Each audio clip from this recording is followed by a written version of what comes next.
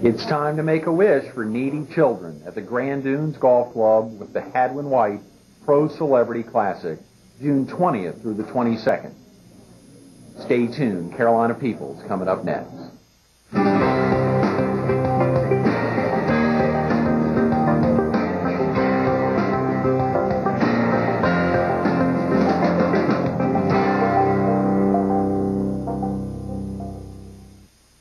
Good morning. Welcome to Carolina People. This morning we're at the Grand Dunes Golf Club in Myrtle Beach. We're focused on the Hadwin White Pro Celebrity Classic to be held here at the Grand Dunes June 20th through the 22nd to benefit the Make-A-Wish Foundation. And we're visiting with Doug Wendel, the president and CEO of the Burrs and Chapin Company, which owns the Grand Dunes. Good morning, Doug. Thanks so much for being with us this morning. Thanks for having me. Incredible opportunity all week to highlight so much of what's going on to make this a successful event.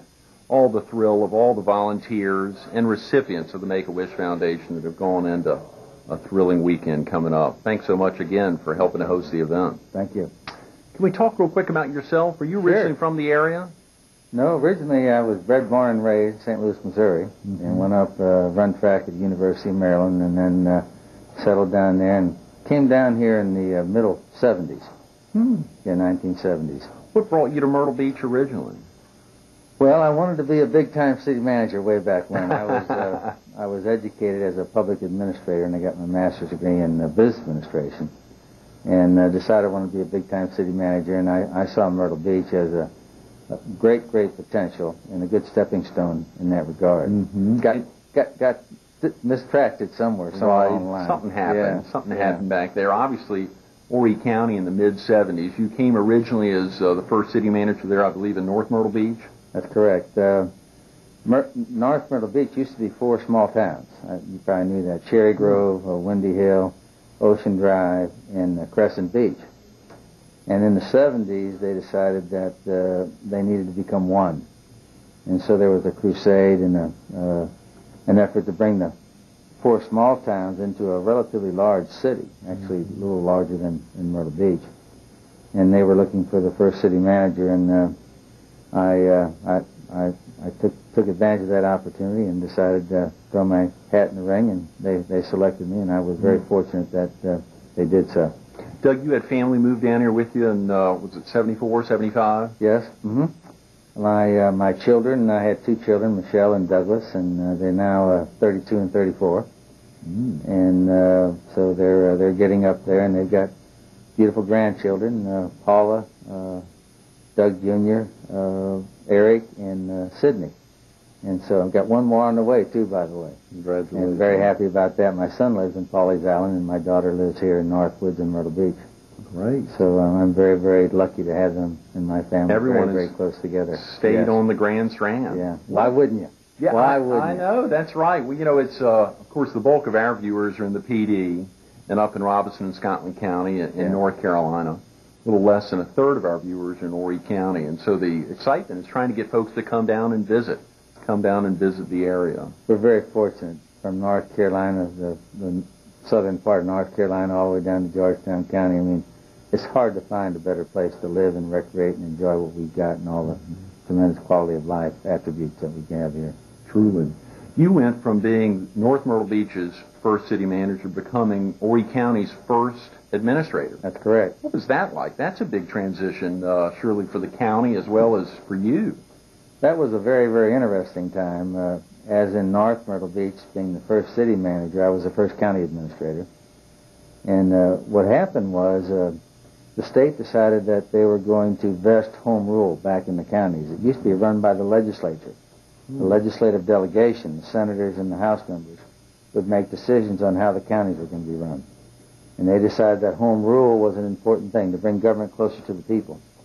So it was a very formative period. There was 35 commissions that ran the county, and it was a very interesting time. So we had to transition from all those commissions into a home rule run by a county council and a county administrator. Doug, you said 35 commissions. Yeah. That's nuts. It was unbelievable. Oh, my God. Unbelievable. So you can imagine the fun I had. Yeah. They were a great group of people, but during the transition it made it quite interesting. And very formative time for the county, and that transition has allowed us to get where we are today. And with the entrepreneurial spirit and a county with a vision, I think great progress has made, and I think that's why we're postured for the future so well here. Doug, surely in the last 10 years, or almost 10 years, folks think of you as the face at some level of a very spread out company, Burson Chapin Company. For 10 years, a little north of 10 years before that, you served as the executive director for Grand Strand Water and Sewer Authority. What exactly, for viewers in the PD who may not be familiar with Grand Strand Water and Sewer Authority, what exactly is that, and what's some of the impact it's made in the community? I was very fortunate to have that job as well.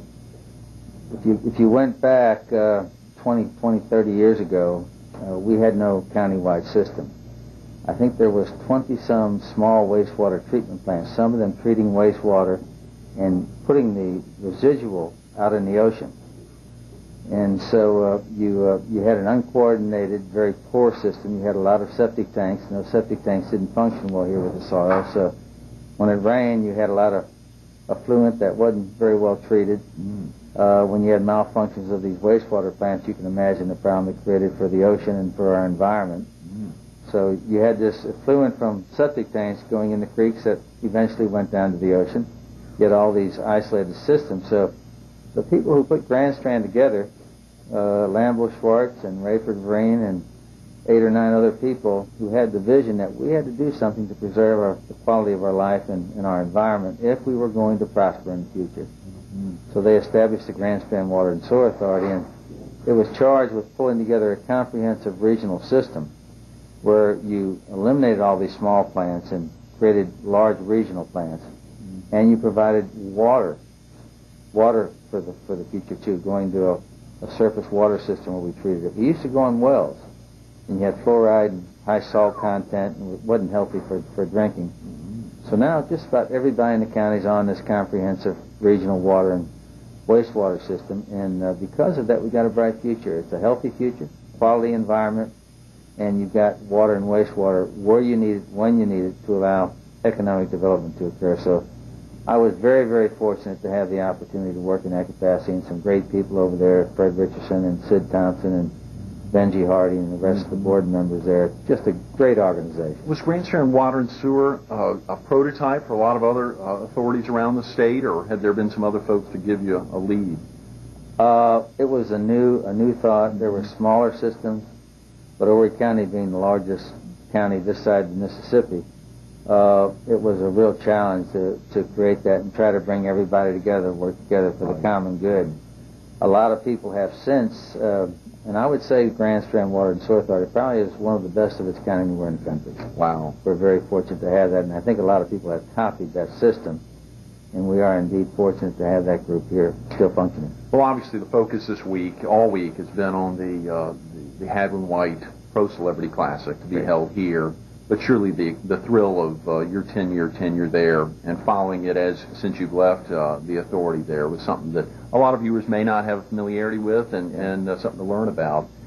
Surely there's the company that you're at the helm currently, and yourself personally have given a heck of a lot to the community, not only at Horry County but throughout the state and throughout the region. Has there been anyone in particular, or is there anything in particular, Doug, that's inspired you to give back to the community at the level you have? Well, I was raised in a real strong Christian family. I had 7 brothers and sisters. My mother and father were probably my strongest inspiration. My father and mother always felt that you had to give back to the community, and that you had to reach out and touch those in greater needs, and I was brought up that way. So I was blessed to have a father and a mother and a family who cared about their neighbors and cared about their community and were willing to invest their time, effort, and energy. So it became kind of a heritage, kind of a almost genetic type situation where I was expected to give, I expected to participate, and it just carried over into my life. And I recognize that you're here for one reason, and that's to make your community and your environment better, to pass it on to your children and their children and your neighbors. And if you can do that, we're all better off for it, and you've got a better afterlife, too. I'm banking on that better afterlife. Absolutely, Doug. And you said 7 brothers and sisters? Yes. Huge family, big commitment Yeah, there. it was good. That's fantastic. Obviously, Birds and Chapin and throughout the Grand Strand, Birds and Chapin's undergone a big transition, and surely the facility we're in today is one of the gems of that transition in the community. Has there been would Grand Dunes be recognized as one of the most challenging endeavors that Birds and Chapin's undertaken in the last 100 years? Or probably the most challenging operation we've ever taken on was Broadway at the Beach. Mm-hmm. If you think back 10 years ago, the Air Force Base had closed. Growth in Myrtle Beach was moving south, moving north, and moving west. And the company was not real active at that point in time. And we had to bring the center of Myrtle Beach back to Myrtle Beach. Mm-hmm. And we came up with the concept of Broadway at the Beach. And so we took, it was in the center of our major land holdings, and we put that project together. And it was a big risk. The economy was faltering, and it paid off. I mean, if you look at what Broadway at the Beach now, it has won national awards. Disney, when they were doing their facility down in Disney World, which had a shopping, dining, recreation atmosphere, they came in and studied it. Fairmont has. We've won state and national awards. If you look at what's there now, that is the center of Myrtle Beach. Mm-hmm. And so that really provided the nucleus for momentum for the entire community. And since that point in time, we've gained momentum. The community's gained momentum. You've seen greater attractions, diverse recreational facilities, amusements, and residential communities. So it was a Centrex that I think really spawned our current wave of economic development that hasn't stopped, and I hope it doesn't stop anytime in the short-term future. You would also tend to think that Broadway at the Beach has had the largest economic impact on the county or throughout the company? No doubt about it. I mean, I would think if you looked at any one project, and it's still growing. We're not through with it. We still have several hundred acres around there. Mm-hmm. Every year we try to grow it a little bit. Mm-hmm. And so I think it really has had the greatest economic impact, long-term and immediate, that I can remember. It's fantastic. Absolutely. I remember reading an article in the Sun News about, I got to give the Sun News some credit. They did some good digging there. I think you were living at one time in North Myrtle Beach and would drive down to your corporate offices in Myrtle on a regular basis, and you pass a place that made you think about really doing something with that land there, which became Broadway at the Beach. Well, we got a great board, and our board are a group of visionaries, and they're committed to the future, and we've got a great group of shareholders. It's a family-owned company, and they've always had the vision of this being the grand resort, and I think it has the potential of being one of the principal primary destinations for vacations and for conventions in the future. Absolutely. Doug, can you share with the viewers a little bit about your thoughts about the future of the Grand Strand with respect to population growth and our economic diversity? And obviously, again, the focus is Make-A-Wish, and we're about to get into that, but this is a great time to be able to sit down with you on a Wednesday morning to be able to talk a little bit about the growth and future growth here on the Strand. Burris and Chapin still has 28,000 acres. And most of it is right here in and around Myrtle Beach. And as you know, we developed a comprehensive long-term plan that we submitted to the county council and the city council.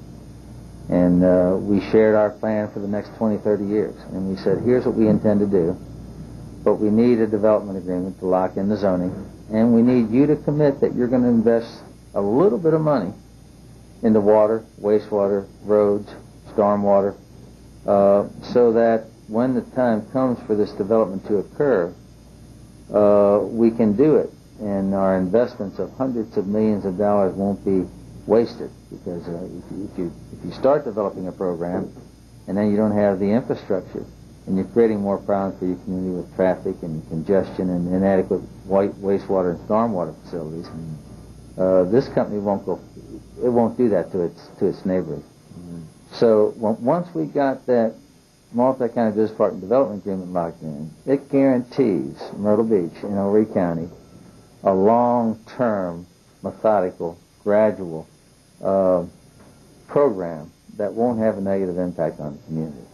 So I think we're based on Burris and Chapin's plan, I think we anticipate good, controlled, well thought out, quality growth for the future. As it relates to the rest of the county, I'm very, very pleased that the Overy County Council has seen fit to zone the rest of the county for controlled growth. Mm-hmm. So I think you're going to see continual growth. I think you'll see better quality. I think you'll see better, well thought out.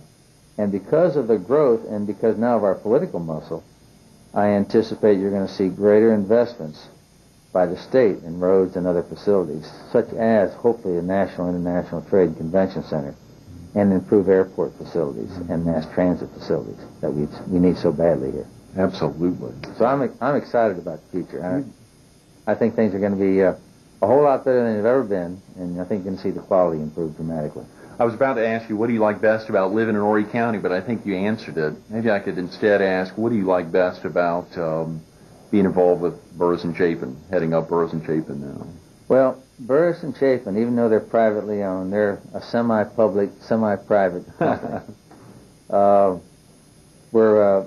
We founded Myrtle Beach 150 years ago. We ran all the governmental activities till about 30 or 40 years ago. Mm-hmm. Then we crusaded to get the city incorporated. We turned over the reins of the government. And so we're treated like we're a public entity, even though we're a private entity, and we share and we're open. So it was an easy transition for me as a public administrator, city administrator, city manager, mm-hmm. county administrator, water and wastewater authority, to move into this company, because we make decisions that attempt to take into consideration the impact it's going to have on our community. And will it make it a better place to live and to recreate? Mm-hmm. And for the future for your children. And we invest back in the community. So it's really an honor for me to serve the board and the shareholders and work with the community in directing the activities of the company. And I'm, how can I say it? I couldn't end my career. I only have 5 more years of work. I'm 65. They require you to retire in 65. Mm. So it would be a great way for me to end my career to continue to work for a caring, quality organization such as Burris and Chapin. That's fantastic. Doug, obviously, again, focus Make-A-Wish. Were you familiar with the Make-A-Wish Foundation prior to Grand Dunes hosting the golf tournament last year? I was, and I admired the organization, such a compassionate, caring, sensitive group of people with a tremendous mission that I always admired it, but I was never associated with it. And so I was aware of it, but I was not involved with it until this program here. Obviously, we're sitting in the Grand Dunes Golf Club, a true gem for the company. As you talked about Broadway the Beach, that's an incredible thrill. It is now the center of Myrtle Beach to a great degree, and surely for folks coming from the outside in, a lot of folks haven't yet experienced the Grand Dunes experience. Can you talk real quick about the Grand Dunes experience and what folks would feel if they crossed the bridge or if they headed down to the ocean front or to the Ocean Club? Well, when you think about Grand Dunes, where Broadway at the Beach has been the center of Myrtle Beach and center of commercial activities, I think you're going to see Grand Dunes become the center for resort activities in the community as well. 2,200 acres, a mile on the ocean front, 3 miles on the Intercoastal Waterway, with the 10,000-acre preserve on the other side of it. Mm-hmm. There's not another piece of real estate like it anywhere in the country. Beautiful ocean club, none other like it on the East Coast. Tennis club, going to have 2 golf courses, 3 marinas, and all kinds of commercial and residential and recreational facilities. It is a 4-star to 5-star resort. And what this resort is going to do, it's going to send a wave, it already has, throughout Myrtle Beach. It's going to allow diversification of the type of people who will come to the community. Our bread and butter will always be the middle income, because that's the center of America, center of the United States of America. So that's our bread and butter. But this will allow us to attract a new type of person to live here, to recreate here, and to invest here. And so we see this as a movement to diversify the economy, our tourism economy. And I think it will change dramatically the image we have here and the nature of the type of business we're able to attract. It's an exciting project, and you're right, if Broadway at the Beach was, I think, Grand Dunes has the potential of being the most challenging and most exciting project that we have, and we've got a head start. Doug, with all the all the charities soliciting Birds and Chapin support, how'd you all determine that Make-A-Wish Foundation would be one of the many that you all would support? Well, Birds and Chapin every year gives back millions of dollars to the community, and so we are approached by just about every organization, charity you can think of. So it is a difficult task.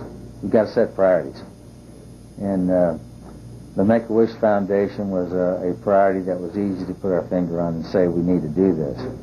To think about fulfilling dreams of young children that will never have the opportunities you and I have had, and to fulfill their lives before they pass away with this dreaded diseases that they have, was an easy decision to make.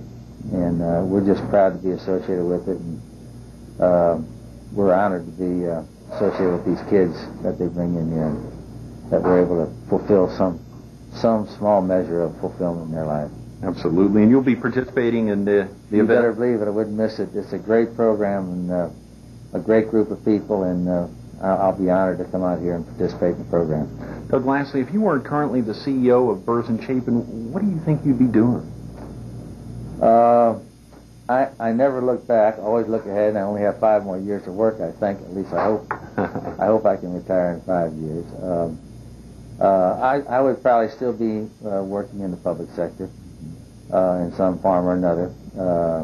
I was taught and educated that that's the way you can give back while you still work. You can make a good income, not a great income, but you can also touch a lot of people and have a positive impact on the community. So I'd probably be in some kind of a public service job, either as a city or county administrator or a manager of a water and wastewater utility of some nature. Mm-hmm. Yeah. You heard him say it. 7 brothers and sisters, parents who taught at an early age to give back to the community. That's been recognized with exactly what he just said, whether he was heading up Birds and Chapin or giving back to the community through a service position, he'd be doing just that. Doug Wendel, thanks so much for being with us this morning. My pleasure. Thanks for having me. Absolutely. Stay tuned to more Carolina People with Mike Buccerone coming up next.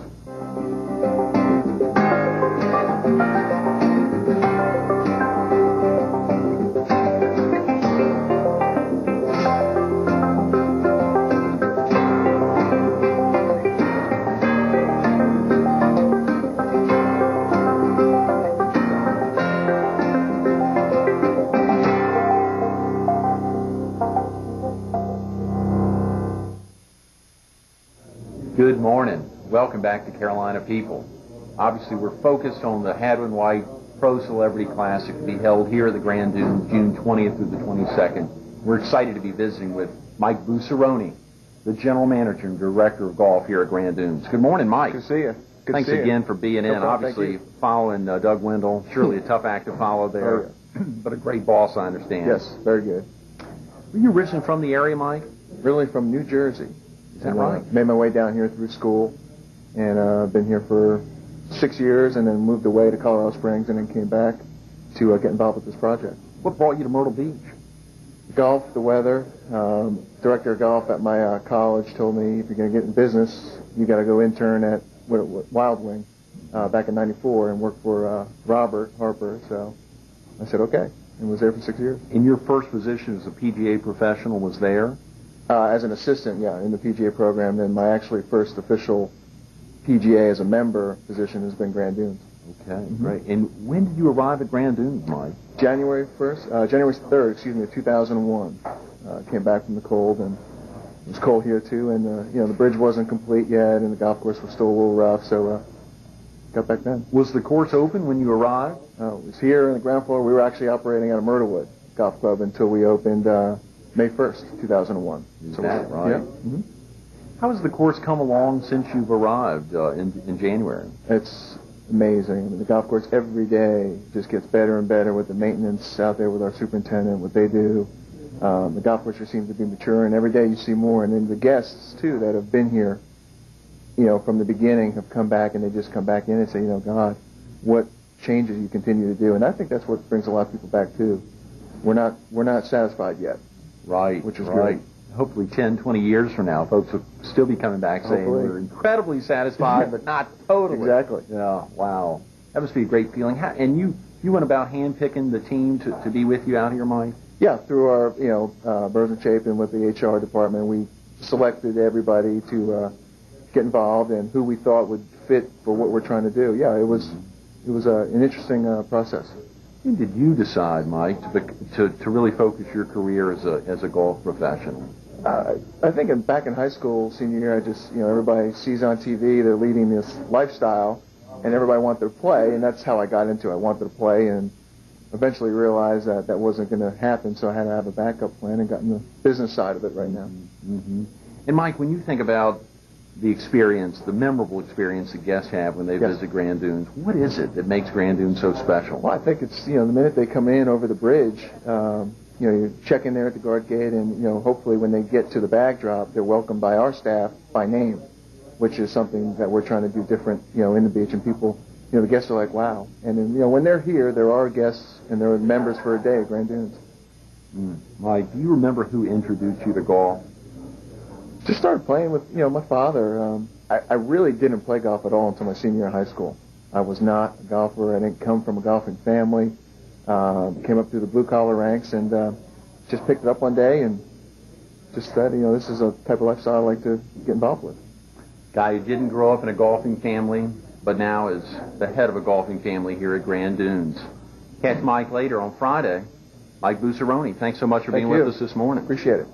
Stay tuned to more Carolina People coming up next.